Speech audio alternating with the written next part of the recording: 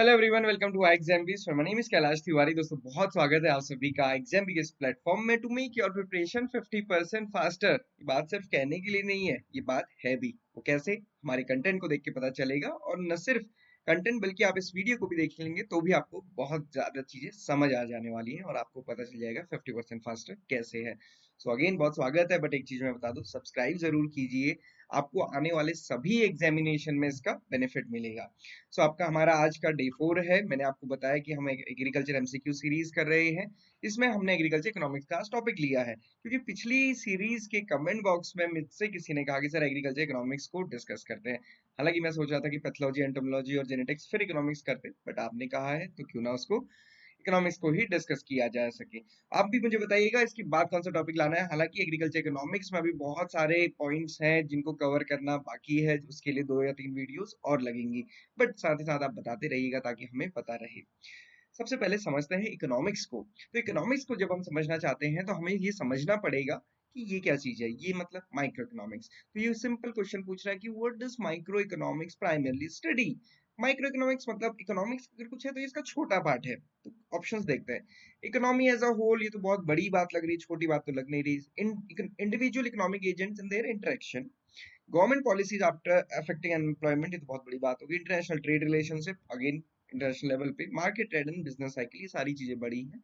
सही आंसर हमारा क्या है? Individual economic agent and their interaction. Simple सी बात समझते हैं, माइक्रो इकोनॉमिक्स है होता क्या है। मेरे घर से मुझे पॉकेट मनी मिली जब मैं स्कूल पढ़ता था या कॉलेज पढ़ता था। अभी मेरे लिए तो खैर अलग बात हो गई है क्योंकि अब मैं कमा रहा हूँ।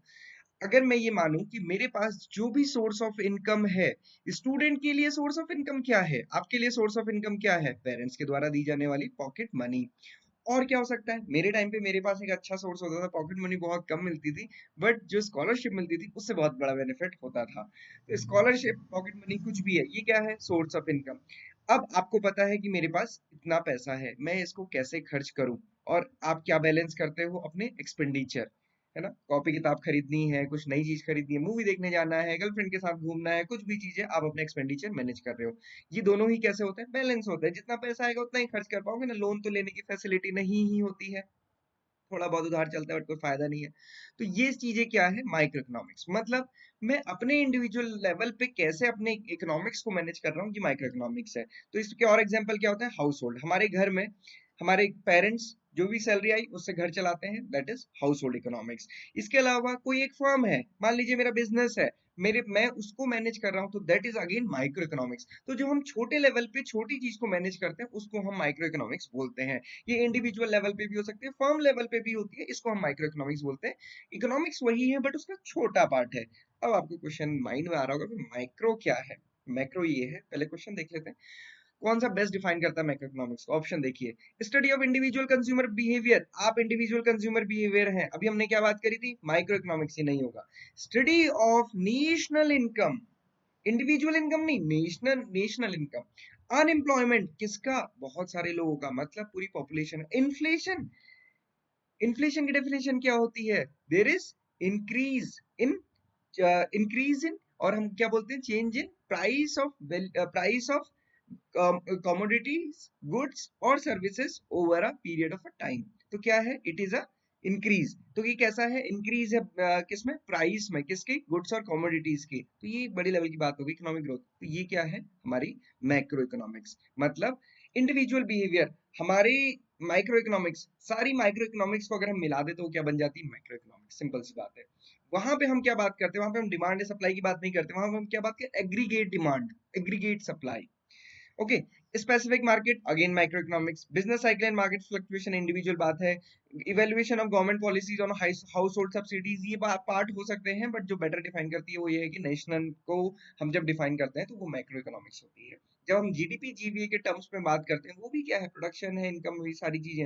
एनएनपी है, एनआईए, वो सारी चीजें किस में आती है? माइक्रो इकोनॉमिक्स में। माइक्रो इकोनॉमिक्स क्या आएगी? मेरा घर, घर कैसे चलेगा। ओके। सिंपल सा डिफरेंस है, यहाँ पे आप देख सकते हैं, सारी डिटेल हमने दी है। मीनिंग क्या है? लेवल ऑफ इंडिविजुअल, फर्म की भी हो सकती है, इंडिविजुअल हाउस होल्ड की भी हो सकती है, मेरी भी हो सकती है। वो क्या है? Micro economics. माइक्रो इकोनॉमिक्स क्या है?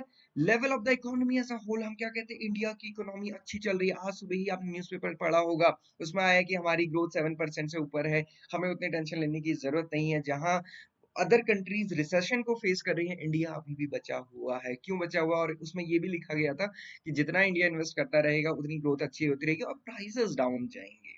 तो यही चीज होती है, सप्लाई बढ़ेगी, इफिशिएंसी आएगी, प्राइसेस डाउन जाएंगे। ओके, कंसर्न क्या है? Determination of output and price for individual firms, individual firms के लिए। यहाँ पे क्या है? एग्रीगेट आउटपुट, मतलब कंट्री का टोटल आउटपुट कितना है, and general price level in the economy as a whole, जो इन्फ्लेशन की बात करेगा।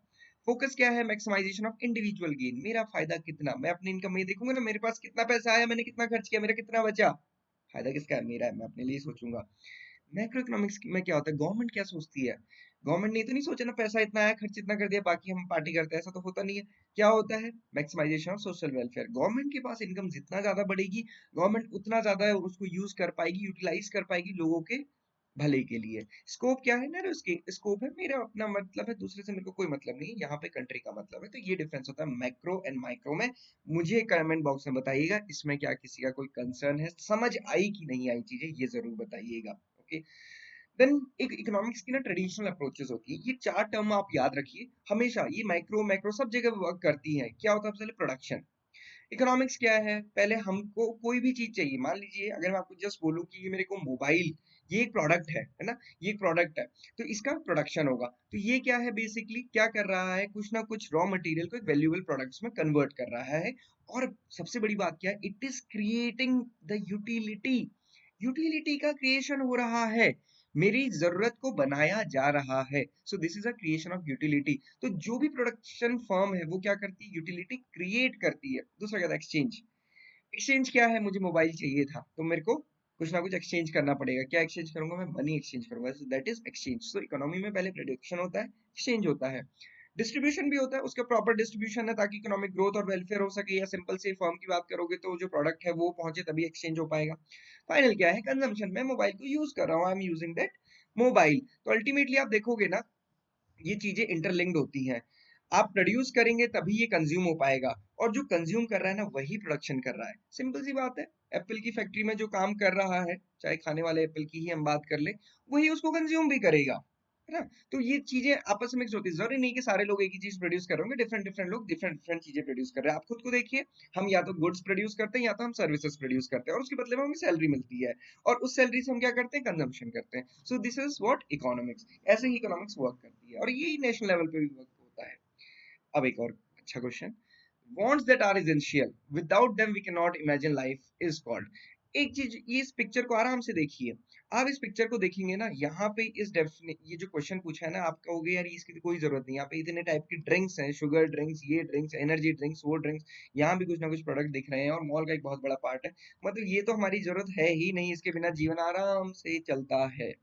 और जब हम यहाँ पे आते हैं तो हम अपने जीवन को थोड़ा सा और दुखमयी बनाते हैं, क्योंकि हम इनको कंज्यूम करेंगे, मोटापा बढ़ेगा, एक्सरसाइज हम करेंगे नहीं, हॉस्पिटल के बिल बढ़ेंगे, तो अननेसेसरी चीजें खराब ही होती हैं। ओके, वापस क्वेश्चन पे आते हैं। क्वेश्चन क्या था?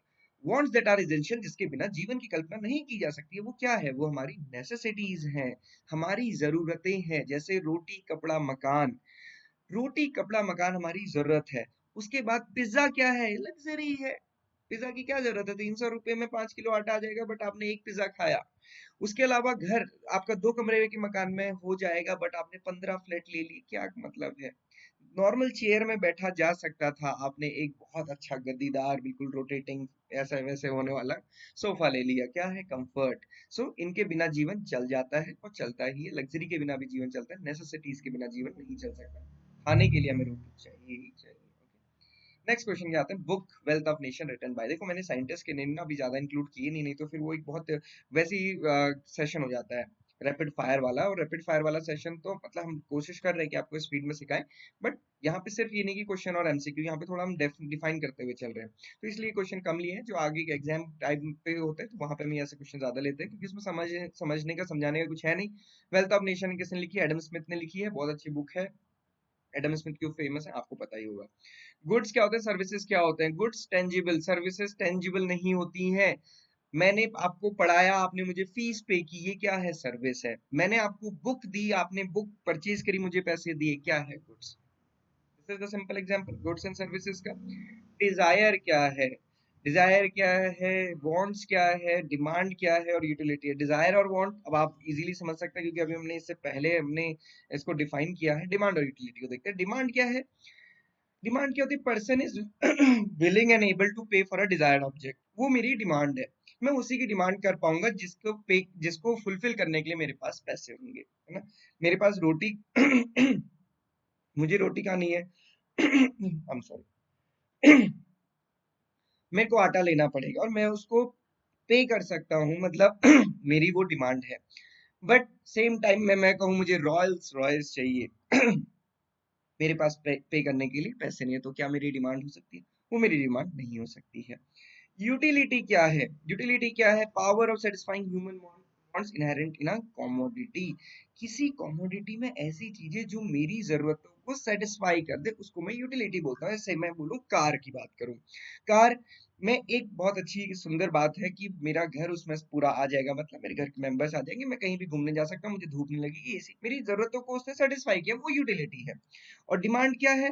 सिंपल सी बात है, मैं 800 खरीद सकता हूँ या फिर मैं कोई छोटी कार सेंट्रो खरीद सकता हूँ, बट सेम टाइम में मेरा मन रोल्स रॉयस का है बट मैं उसके पे नहीं कर सकता, तो वो मेरी डिमांड भी नहीं होगी। ये चीज समझने की बात है। फैक्टर ऑफ प्रोडक्शन को देख लेते हैं। लैंड, लेबर, कैपिटल, एंटरप्रेन्योरशिप, ये चार फैक्टर ऑफ प्रोडक्शन होते हैं। इन चारों को मिलके ही प्रोडक्शन होता है। हमें लैंड चाहिए या फिर हम कह सकते हैं कि फिक्स्ड कॉस्ट कुछ एसोसिएटेड होती है। लेबर होती है जिनको हम बोलते हैं वेरिएबल कॉस्ट, पैसा चाहिए किसी भी काम को शुरू करने में। और एंटरप्रेन्योरशिप मतलब वो आइडिया की बात है कि हम करने वाले क्या है। क्वेश्चन करते हैं। When the prices of two substitute goods change, leading to increased demand for one and decreased demand for other, the scenario demonstrate which effect। किसकी बात कही गई? Coca Cola, Pepsi. आप मार्केट में गए, हालांकि ऐसा रेयर आपको दिखेगा, जस्ट एग्जांपल बता रहा हूँ। कोक आपने कहा कि मैं 40 रुपीज में 1.5 लीटर परचेज करता था, यहाँ भी 40 रुपीज में 1.5 लीटर परचेज होती थी। कोक ने कहा कि भाई बहुत हुआ, हम बहुत अच्छी क्वालिटी देते हैं, अब हम 60 रुपीज में 1.5 लीटर देंगे। आप मार्केट गए 40 रुपए लेके या फिर ज्यादा रुपए लेके गए, अब क्या होगा? कोक और पेप्सी कैसे हैं? दोनों ही ठंडक दिलाने के लिए आपको जिम्मेदार है, या फिर हम उसको एज अ बिवरेज यूज करते हैं। आप कहोगे यार ये 60 रुपए का महंगा है, पेप्सी ही पी लेता हूँ, कोई बात नहीं, है ना। कोक माने तो क्या बोलते हैं, ठंडा माने तो कोको कोला, बट कोई बात नहीं, पेप्सी पी लेते हैं क्योंकि यहाँ पे मुझे 20 रुपए का फायदा हो रहा है। तो मतलब इसका अगर प्राइस बढ़ा तो इसकी डिमांड बढ़ गई। प्राइस किसने बढ़ाया? कोको कोला ने। प्राइस डिमांड किसकी बढ़ गई? पेप्सी की। तो इसको हम क्या बोलते हैं? Substitution effect. एक और सिंपल एग्जांपल बताता हूँ। मान लो पेप्सी और कोक ने दोनों ने ही 50-50 रुपए अपना प्राइस बढ़ा दिया। सामने एक ठेला लगा है बंटे का सोडा, इसकी डिमांड बढ़ गई, है ना। उन्होंने कहा यार ठंडा ही तो पीना है, इसे पी लेते हैं, ये तो बेचारे दिन भर हर टाइम प्राइस ही बढ़ाते रहते हैं। सो अगेन ये क्या? Substitute good. मतलब मैंने ठंडक दिलाने के लिए, गर्मी धूप बहुत तेज थी, मेरे को कुछ ना कुछ ठंडा पीना है, पेप्सी महंगी होगी, कोक महंगी होगी, मैं क्या पीऊंगा? बंटे का सोडा, है ना। सोडा, सोडा सिकंजी आप पीते होंगे। So that is substitution effect. Okay, what is the probable impact on supply when a technology breakthrough significantly reduces the time required to produce a certain product? कहने का मतलब क्या है? पहले किसी को करने में 4 घंटे लगते थे, कोई प्रोडक्ट को बनाने में 4 घंटे लगते थे, तब ये एक प्रोडक्ट बनता है। अब ऐसी एक टेक्नोलॉजी आ गई कि 4 मिनट में बन जा रही है, तो इससे फायदा क्या होगा? ऑप्शन देखिए। सप्लाई डिक्रीज होगी? बिल्कुल भी नहीं। Supply increases due to reduce time, supply बढ़ जाएगी। अब पहले हम 4 घंटे में एक बना पा रहे थे, तो अगर हम 8 घंटे काम करें हम दो ही बना पा रहे थे। अब मैं 8 घंटे काम कर रहा हूँ, तो आप कैलकुलेट करके समझ सकते हैं कितनी ज्यादा क्वांटिटी बना रहा हूँ। इसका एक एग्जांपल दूं आपको। आपने देखा होगा 2005-6 के टाइम पे हमको सॉन्ग सुनने होते तो हम क्या करते थे? हम एक कैसेट खरीदते थे, ब्लैंक कैसेट, उस और एक लिस्ट बनाते थे कि हमको ये सॉन्ग चाहिए, और हम उसको डब कराने वाले को दे देते थे, और वो हमको डब करके देता था। 2 रुपए 3 रुपए सॉन्ग का लगता था। आज के टाइम पे क्या है? वो खरीद रहा है गानों को? कोई नहीं। डाउनलोड भी नहीं कर रहे, बल्कि अब हम यूट्यूब पे चल रहा है, इतनी सारी म्यूजिक ऐप है। तो ये सब क्या चीज है? टेक्नोलॉजी ऐसी आएगी जिसने टाइम को रिड्यूस कर दिया। अब हमारा टाइम इसमें डबिंग वबिंग में नहीं जाता, और एक कैसेट में 12 ही गाने आ पाते थे, वो भी एक साइड दूसरी साइड मिला के। कितनों ने वो वाले सॉन्ग सुने? मुझे कमेंट बॉक्स में बताइएगा। Okay, the creation of utility by way of marketing is called. मैंने ये आंसर आपको पर स्टार्टिंग में 2 क्वेश्चन सॉल्व करने के बाद ही बता दिया था। क्रिएशन ऑफ यूटिलिटी, मैं अब किसी जरूरतों को क्रिएट कर रहा हूँ, वो उसको हम क्या बोलते हैं? Production, distribution, consumption, exchange. ये चारों क्या है? Factor of production. क्या है? प्रोडक्शन। मतलब क्रिएशन ऑफ यूटिलिटी कब होता है? प्रोडक्शन के साथ। कंजम्पशन के साथ क्या होता है? मैंने उसको कंज्यूम कर लिया। देखो, पिज्जा बनाया गया, मुझे लगा यार पिज्जा मेरे को खाना है, मुझे भूख भी लगी है और इससे मेरे को स्वाद भी आ रहा है, तो that is creation of utility by production. मैंने उस पिज्जा को खा लिया, मैंने क्या करा, डिस्ट्रक्शन ऑफ यूटिलिटी। अब मेरे को कोई पिज्जा खा लिया, मुझे कोई भूख नहीं है, so that is destruction of utility. Okay, next question देखिए, द गुड्स दो supply is less than demand and those goods supply is greater than demand. अच्छा, एक चीज मैं और बताऊं आपको, ये क्वेश्चंस ना मैंने पहले भी लिए हैं जब एग्जाम होते हैं। तो क्या होता है, फिर एग्जाम्स के टाइम पे वही स्टूडेंट देखते हैं जो एएफओ की प्रिपरेशन कर रहे हैं। यहाँ पे बहुत सारे स्टूडेंट्स होंगे जो डिफरेंट डिफरेंट एग्जाम्स की प्रिपरेशन कर रहे हैं, और ये क्वेश्चन ऐसे हैं जो आपके कंसेप्ट को आपको दोबारा से रिवाइज करा देंगे। ओके, तो इसलिए इन क्वेश्चंस को फिर से लिया गया है, और अभी मैं इसीलिए आपको कहा भी, आप कमेंट बॉक्स में मुझे बता सकते हैं किसी टॉपिक का आपको स्पेसिफिकली पढ़ना है। ओके, अब देखो, गुड्स दो supply is less than demand, ऐसे गुड्स है जिसकी सप्लाई बहुत कम है ना। जैसे क्या है, हम कुछ भी कह सकते, कुछ भी एग्जांपल ले लेते हैं। अगर हम सिंपल एक सा एग्जांपल लें, कीवी या फिर एवोकाडो। अभी परसों क्या हुआ, मैं मार्केट गया, हालांकि एक टाइम पहले भी मेरे साथ मॉल में हुआ था ये चीज। मैंने सोचा एवोकाडो खरीदते हैं, आज कुछ नई चीज खाएंगे। एवोकाडो क्या है, मेरे घर वालों ने पूछा, मैंने कहा मैं बताऊंगा आपको बाद में, क्योंकि मैंने एग्रीकल्चर पढ़ा है, मेरे को पता है इसके बारे में। मैं गया मार्केट में, मैंने कहा एवोकाडो देना, उनका मैंने कहा क्या रेट है, उसने कहा 150 रुपीज पर पीस। मैं कहा पर पीस? मैंने कहा रहने ही दो, इसको खा के कुछ नहीं होने वाला है, वो वापस आ जाते हैं। सो ये क्या है, इसकी सप्लाई बहुत कम है बट डिमांड ज्यादा है, उसकी वजह से क्या है, प्राइस ज्यादा है। अब ऐसी भी कुछ चीज होती है जिनकी सप्लाई ज्यादा होती है डिमांड से, सप्लाई बहुत ज्यादा है, डिमांड है ही नहीं, तो वो कैसा गुड हो जाएगा, वो तो बिल्कुल फ्री हो जाएगा, वो कौन खरीदना चाहेगा, कोई नहीं खरीदेगा। तो सिंपल सी चीज की, अगर आप मैं आपसे कहूँ कि देखो, दिन के टाइम पे मैं आपको लाइट बेचूंगा, आपको कोई पागल है क्या, सूरज से इतनी लाइट आ रही है, तो आपको तुमको बेचने की क्या जरूरत है ना, सिंपल सी चीज है। और मैं या किसी को कहूँ, मेरे जैसे व्यक्ति को जो गंगा के किनारे रहता है, और मैं उससे कहूँ कि मैं तेरे को ना गंगा का पानी देता हूँ, कहेगा तो तू ही रख अपने गंगा के पानी को, मेरे पास तो पूरी गंगा मैया है यहाँ पे, है ना। सो ये चीज है, इकोनॉमिक गुड्स क्या है, जिनकी सप्लाई कम है, डिमांड ज्यादा है, और जिनकी सप्लाई ज्यादा है, डिमांड कम है, वो फ्री गुड्स कहलाते हैं। नेक्स्ट क्वेश्चन की तरफ आते हैं, transfer of ownership is example of which utility. मैं सिंपल सी बात कहता हूँ कि मेरे पास कुछ चीजें थी, मेरे पास मेरी कार थी, मैंने आपको दे दी, मैंने क्या करा, अपनी कार की ओनरशिप चेंज कर दी। ओनरशिप चेंज कर दी तो साथ में क्या हुआ, कार पहले मेरे पास थी, अब कार आपके पास आ गई, तो क्या चेंज हुई, कार की पोजीशन चेंज हुई है, उसको हम क्या बोलते हैं, पोजीशन यूटिलिटी। अगर हम ओनरशिप चेंज कर रहे हैं तो हम क्या कर रहे हैं, उसको पोजीशन यूटिलिटी को चेंज कर रहे हैं। मेरे पास थी, अब आपके पास है, कल के दिन आपने किसी को आगे बढ़ा दी, पोजीशन चेंज हो गई। सिंपल सी चीज होता है, फार्मर ने टोमेटो प्रोड्यूस किया, है ना, उसने प्रोड्यूस किया, उसने प्राइमरी मार्केट में बेच दिया, ओनरशिप चेंज, पोजीशन चेंज, जिस पहले फार्मर के पास था उसकी ओनरशिप थी, अभी उसने बेच दिया, दूसरे की पोजीशन हो गई। सिंपल सी चीज है, time utility, place utility, form utility. Tomato के एग्जांपल से ही मैं आपको सारी चीजें समझाया था। फॉर्म यूटिलिटी क्या होती है, हमने ऐसे एक टमाटर था, उसके उसके फॉर्म में चेंज कर दिया, ताकि उसकी वैल्यू भी बढ़ जाए, उसकी अवेबिलिटी भी बढ़ सकती है, हम कह सकते हैं, हालांकि फिर वो फिर प्लेस में आ जाएगा, टाइम में आ जाएगा। सिंपल सी बात क्या है, हमने उसके एनहांस करने के लिए, वैल्यू एनहांस करने के लिए उसको एक फॉर्म से दूसरे फॉर्म में चेंज कर दिया। सिंपल सी बात है, टमाटर खाने का बिल्कुल मन नहीं कर रहा था, हमने उसको सॉस बना दिया, अब हम पागलों की तरह खा रहे हैं। प्लेस यूटिलिटी, आंध्र प्रदेश में टोमेटो हो रहे थे, उत्तराखंड में नहीं हो रहे थे, तो हमने क्या करा, ट्रांसफर कर दिया, क्या चेंज किया, उसकी प्लेस की यूटिलिटी। और एक और एग्जांपल देता हूं मैं आपको, केरला में या जितने भी कोस्टल स्टेट्स हैं वहां पे क्या होता है, कोकोनट, उत्तराखंड में कोकोनट नहीं होता है।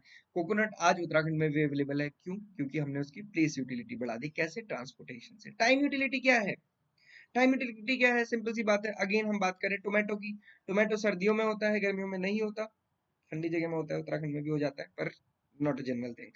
सर्दियों में होता है, अब हमको गर्मियों में भी चाहिए, गर्मियों में 200 रुपए किलो है, तो अगर हम उसको स्टोरेज कर देंगे तो हम उसकी क्या बना पाते हैं, टाइम यूटिलिटी। पोजेशन यूटिलिटी क्या है, जो मैंने आपको बताया, मेरी कार आपकी हुई तो वो क्या हो गया, पोजेशन यूटिलिटी, पोजेशन चेंज हो गई।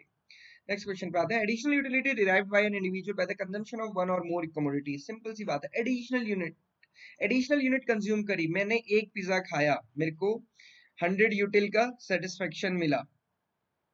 यूटिल इसको ऐसे कैलकुलेट किया जाता है, यूटिलिटी को कैसे, कोई बड़ी यूनिट नहीं है। मैंने एक और खाया, तो मैंने एक एडिशनल यूनिट खाई, तो मेरे को कितना एडिशनल यूनिट का यूटिलिटी मिली, सिंपल सा क्वेश्चन पूछ रहा है, उसको हम क्या बोलते हैं, मार्जिनल यूटिलिटी। मतलब एडिशनल इनपुट देने से कितना एडिशनल आउटपुट हुआ, उसको हम बोलते हैं मार्जिनल।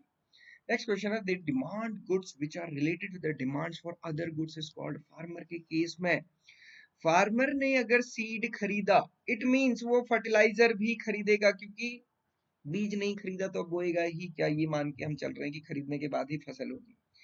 इरिगेशन भी चाहिए होगा। तो ये सारी कमोडिटीज कैसी हैं, ये सारे गुड्स कैसे हैं, ये किस पे डिपेंड करते हैं, इसकी डिमांड पे, है ना। तो सिंपल सी चीज है, अगर मैंने कोट खरीद लिया तो मैं टाई भी खरीदूंगा, क्या हो गया, डिराइव्ड डिमांड है, क्या इसको हम क्या कहते हैं, डिराइव्ड डिमांड। कि किसी पर्टिकुलर ऑब्जेक्ट की डिमांड किसी दूसरे गुड्स की डिमांड पे निर्भर करती है। ओके, आईफोन का मैंने आईफोन खरीद लिया, मेरे को उसका कवर भी चाहिए, कोई सा फोन कर लो कवर तो चाहिए ही चाहिए। तो ये कैसी होती है? Derive demand. जब तक आपने उस प्रोड्यूस को नहीं खरीदा, आपको दूसरे प्रोडक्ट को खरीदने की कोई भी जरूरत महसूस नहीं होगी। सो ये कब महसूस होगी? जब हम उस प्रोडक्ट को खरीदेंगे। नेक्स्ट क्वेश्चन, नेक्स्ट चीज पे आते हैं, लॉ ऑफ डिमांड। सिंपल, सबसे इजी, सबसे अच्छी चीज, और इकोनॉमिक्स को आपको समझना है। और मैं आपको बताता हूँ, ग्रेजुएशन लेवल पे जितने भी आपके क्वेश्चन आते हैं यहीं से आते हैं। लॉ ऑफ डिमांड और प्राइस डिमांड इलास्टिसिटी। देखिए, सिंपल सा चीज है, प्राइस किसी भी प्रोडक्ट का इंक्रीज होगा then its demand will fall. Simple सी बात है। मैं किसी भी चीज को कहूँ कि आज मैं 10 रुपए का दे रहा था, तो यहाँ पे 20 लोग खरीद रहे थे, अभी मैंने कहा कि मैं इसको 100 रुपए का बेचूंगा, 2 लोग खरीदेंगे उसको। ये सिंपल सा लॉजिक है हमारा डिमांड और सप्लाई। तो अगर हम कहते हैं कि किसी का भी प्राइस बढ़ता जाएगा, जैसे जैसे प्राइस बढ़ेगा उसकी क्वांटिटी डिमांडेड कम होती जाएगी। सिंपल सा हमारा फंडा है कि ये प्राइस बढ़ा, ये डिमांड कम हुई, प्राइस कम था, डिमांड ज्यादा है। ये क्या है? डिमांड। ये क्या है? प्राइस। ठीक है, इनवर्स रिलेशन है। और उसका अपोजिट, प्राइस डिक्रीज होगा तो डिमांड बढ़ जाएगी। ठीक है, लॉ ऑफ डिमांड ये कहता है। अब लॉ ऑफ डिमांड कहता है कि इसके कुछ एक्सेप्शन भी हैं।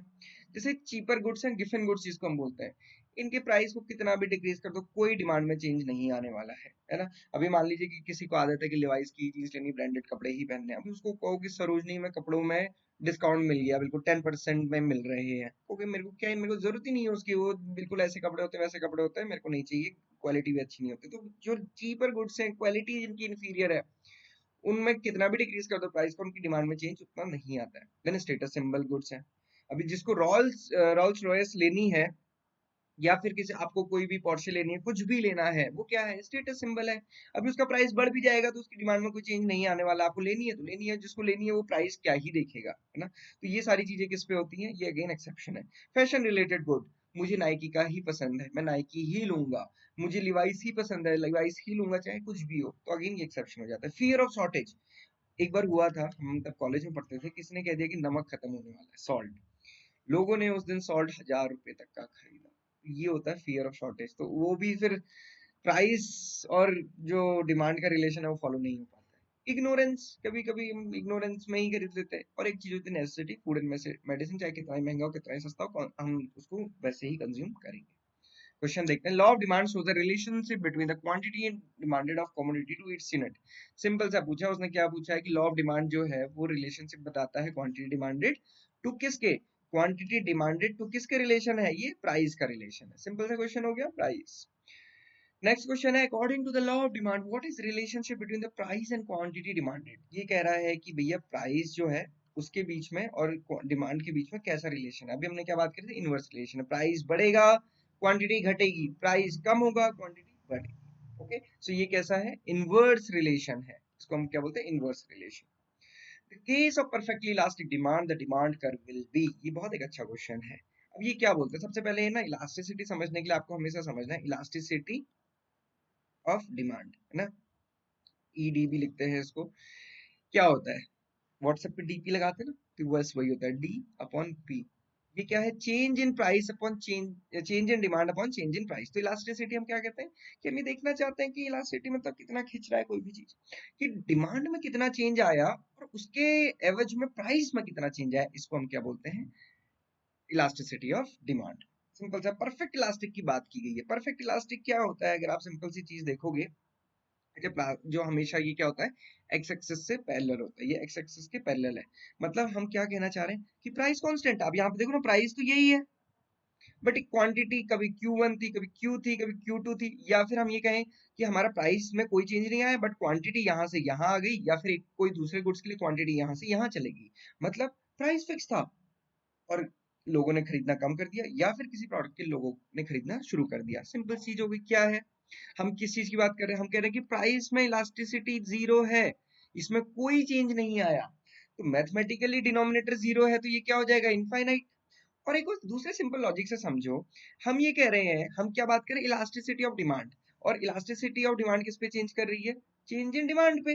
अभी चेंज ऑफ डिमांड कितनी भी हो सकती है, तो अगेन कितनी भी हो सकती है, कितना भी मतलब अनमेजरेबल, दैट इज इनफाइनाइट। तो ये क्या है? Perfectly elastic. प्राइस चेंज हुआ नहीं, डिमांड चेंज हो, this is perfectly elastic. Okay, क्या आप देख सकते हो ये परफेक्टली इलास्टिक होता है और ये परफेक्टली इन इलास्टिक होती है। तो परफेक्टली इलास्टिक आपको ना शॉर्टकट ट्रिक्स ऐसे ही बताते हैं कि ई होता है इलास्टिक, इन इलास्टिक होता है आई। तो दोनों का कर्व आपको कैसे याद रखना है, ई में ये होता है तो ये, और आई में ये होता है बीच में तो ये। ओके, तो ये इन इलास्टिक है, मुझे नहीं पता ये तो शॉर्टकट ट्रिक है सब, अगर आप समझ जाएंगे तो आपका व्यू कंफ्यूज नहीं होंगे। इन इलास्टिक हम कहते हैं ना एग्रीकल्चर कमोडिटीज कोई हमेशा इन इलास्टिक डिमांड होती है। अभी वीट चाहे 50 रुपए का मिले 500 रुपए का मिले, है ना, गेहूं या फिर हम कहें आटा, आप उतना ही खरीदेंगे जितना आप हमेशा खरीदते थे। भी आटा खाने का क्या ही ज्यादा मन करेगा कि सस्ता भी हो गया तो महंगा भी हो गया, आप तब भी उतना ही खाएंगे क्योंकि खाना ना पेट तो भरना ही है तभी हम जी पाएंगे। तो ये होती है परफेक्टली इनलास्टिक डिमांड। तो परफेक्टली इनलास्टिक डिमांड क्या होता है, प्राइस चाहे कुछ भी हो जाए क्वांटिटी हमेशा कांस्टेंट रहेगी। तो अगेन अगर हम देखें elasticity of demand delta D upon delta P हमने कहा था, हम क्या कह रहे हैं कि जो डिमांड है ये कांस्टेंट है या फिर हमारे कोई चेंज नहीं है इसमें, और ये पी, तो ये क्या हो जाएगा जीरो। तो इलास्टिसिटी ऑफ डिमांड क्या है, जीरो। और आप सिंपल देख सकते हो ना इलास्टिसिटी ऑफ डिमांड, मैं कह रहा हूँ कि कोई चेंज ही नहीं है डिमांड में, प्राइस कुछ भी कर लो ये चेंज नहीं होने वाला है, तो सिंपल सी बात है, मैथमेटिकली भी सॉल्व नहीं करना है, ऐसे सॉल्व कर देना। ओके, अब ये हाई इलास्टिक है लेस इलास्टिक है फिर कभी डिस्कस करेंगे, आप इसको सोचिए। प्रोडक्शन फंक्शन ये मुझे बहुत फेवरेट लगता है और ये इतना अच्छा होता है ना, ये आप लॉजिक लगाइए। मैं अगर आपको बोलूं कि देखो बच्चों आपको एक काम करना है, आपको एक बिजनेस शुरू करना है, और बिजनेस शुरू करना है और आपको उसको प्रॉफिटेबल बनाना है, और एक मैं सिंपल सी बात करता हूँ कि एग्रीकल्चर स्टूडेंट से सबको एक काम करना है, हम सब नर्सरी बनाएंगे, एक नर्सरी खोलेंगे, लैंड हमारे पास है मान लेते हैं और नर्सरी बनाएंगे। अब आप क्या बोलोगे, चलो मैं जल्दी से एक अच्छे अच्छे सीड्स लेके आता हूँ, कुछ छोटी वाली पैकेट्स लेके आता हूँ, मिट्टी खरीद के लेकर आते हैं, एक लेबर लगेंगे और हम इसको प्रोड्यूस करना शुरू करेंगे। ठीक है, अब स्टार्टिंग में क्या हुआ, आपने देखा कि मैंने 100 रुपए इन्वेस्ट किए थे और उतना ही मुझे आउटपुट भी मिला। ये इनपुट है, ये आउटपुट है। आप देख रहे हैं कि अभी हमें इसमें जितना जितना इन्वेस्ट कर रहा हूँ उतना उतना इनपुट बढ़ता जा आउटपुट बढ़ता जा रहा है, तो सिंपल सी चीज है ना। तो ये बढ़ता जा रहा है, अब ये कहाँ तक बढ़ेगा, एक लेवल ऐसा आया, यहाँ पे क्या था, मैंने इनपुट, पहले ये क्या था, इंक्रीजिंग रेट से इंक्रीज हो रहा था, production is increasing with the increasing rate. But अब एक ऐसा आ गया ना डिक्रीजिंग रेट से, मतलब मैं इतने रुपए तो डाल रहा हूँ जितने मैं पहले डाल रहा था, बट उतना मेरे को इंक्रीज नहीं दिख रहा है अपने प्रोडक्शन में।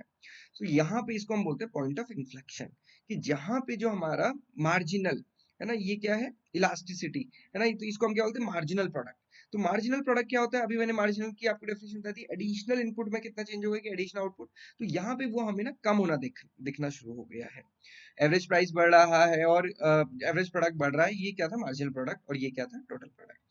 अब एक स्टेज ऐसी आती है जहां पे प्रोडक्शन तो बढ़ रहा है इनपुट देने से, बट साथ ही साथ वो नेगेटिव रेट से बढ़ रहा है। और दूसरी चीज क्या हो रही है, आप यहाँ पे देखोगे मार्जिनल प्रोडक्ट कंटिन्यूअसली इंक्रीज हो रहा है और जीरो तक आ गया, तो इसके पहले की स्टेज ये है, इसको हम बोलते हैं सेकंड स्टेज। और उसके बाद आती है थर्ड स्टेज, जिसको हम बोलते हैं कि यहाँ पे हमारा जो टोटल प्रोडक्ट है वो तो बिल्कुल ही नेगेटिव है, यहाँ पे तो भाई काम करना बंद कर दो, कोई फायदा नहीं है, क्योंकि आप पैसा लगा रहे हो और वो नुकसान हो रहा है सीधे सीधे। यहाँ पे क्या हो रहा था, आप पैसा लगा रहे थे, उतना इंक्रीज नहीं था जितना पहले, बट फिर भी ठीक था कि ओवरऑल मुझे प्रॉफिट था।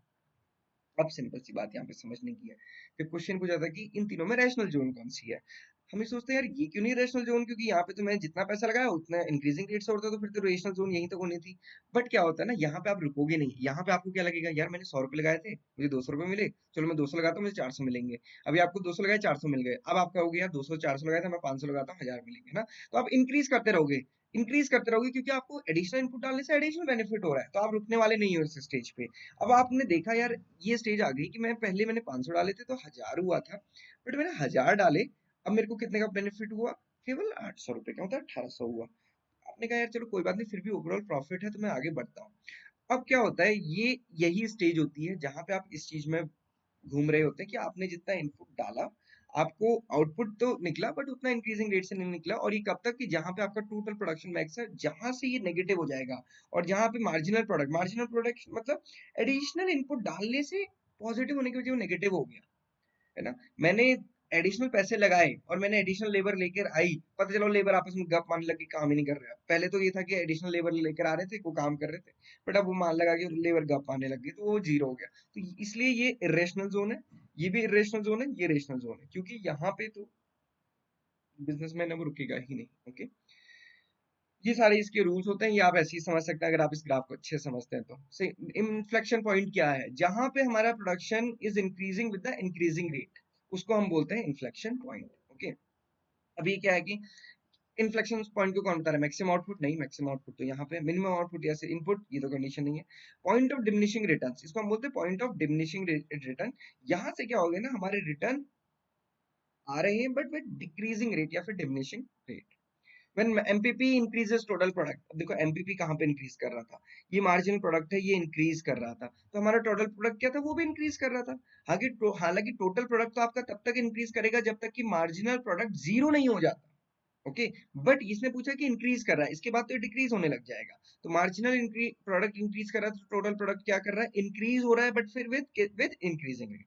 ठीक है, अगर ये सिचुएशन पूछ ली होती वो ये बोलता कि मार्जिनल प्रोडक्ट स्टार्ट डिक्रीजिंग, तो टोटल प्रोडक्ट हम लिखते कि increasing but with the decreasing rate. और अगर वो बोलता कि when marginal product is zero, marginal product zero है, तो हम क्या बोलते हैं, टोटल प्रोडक्शन भी नेगेटिव होने लग गया है। When the MP rises, average product, जब ये MP बढ़ रहा है तो एवरेज प्रोडक्ट भी इंक्रीज हो रहा है। तो ये दिस इज सिंपल। अब मुझे लगता है एक बार आप समझ लेंगे ना फिर इजी हो जाता है। एमपीपी जीरो, अभी मैंने बोला मार्जिनल प्रोडक्ट जीरो है, टीपीपी क्या है, मैक्सिमम है, जहां पे जीरो है वहां पे मैक्सिमम है, और उसके बाद वो डिक्लाइन करना शुरू कर रहा है। ठीक है, many seller sells the homogeneous product, अभी लास्ट के दो क्वेश्चन हम लेते हैं। many seller sells the homogeneous product and have no control over the price for the farm commodities, इस कंडीशन को हम क्या बोलते हैं, मतलब सिंपल सी बात क्या हो रहा है, बहुत सारे सेलर है, एक टाइप का प्रोडक्ट बेच रहे हैं, प्राइस पे किसी का कंट्रोल नहीं है, सब प्राइस कैसे डिपेंड कर रहे हैं, डिमांड और सप्लाई की बेसिस, उसको क्या बोलते हैं, perfectly market competition. Next question है, one seller sales the product but the product have close substitute in the market. हम कह रहे हैं कि उसका जैसा प्रोडक्ट तो दूसरे के पास नहीं है, मोनोपोली हो गई है ना, बट उसके मिलता जुलता है। कोक तो एक ही बंदा बेच रहा है, हम ये कह सकते हैं कि कोक यहाँ पे एक ही बंदा बेच रहा है, दूसरा नहीं बेच रहा, बट हम कहेंगे उसका सब्स्टिट्यूशन है, क्लोज सब्स्टिट्यूशन उसका है ना। हो सकता है कि वो नहीं बेच रहा, यहाँ पे कुछ और हमने कुछ नया ठंडा नाम से ही निकाल दिया, यार बंटे का सोडा बेच रहे कुछ भी, है ना। तो वो क्या हो जाता है फिर, उसको हम क्या बोलते हैं, मोनोपोलिस्टिक कंपटीशन। याद रखिएगा, मोनोपोली और मोनोपोलिस्टिक में ये डिफरेंस होता है। मोनोपोली में हम कहते हैं कि एक ही सेलर है, कोई सब्स्टिट्यूट अवेलेबल नहीं है। मोनोपोलिस्टिक में हम कहते हैं कि प्रोडक्ट तो उसी के पास है बट उसका क्लोज सब्स्टिट्यूट है, उसको हम क्या बोलते हैं, मोनोपोलिस्टिक कंपटीशन। जैसे आपको पता है, अगर आपको अच्छे से एग्जाम प्रिपेयर करना है तो एग्जाम भी है, बट आपको पता भी है कोई भी बढ़ा दे रहा है, तो ये कैसा कंपटीशन हो गया कि सब्स्टिट्यूट है बट सेम प्रोडक्ट कोई नहीं दे सकता। This is the monopolistic. This is all for today. Next video के लिए टॉपिक बताइएगा, कैसा आपको सेशन लगा जरूर बताइएगा।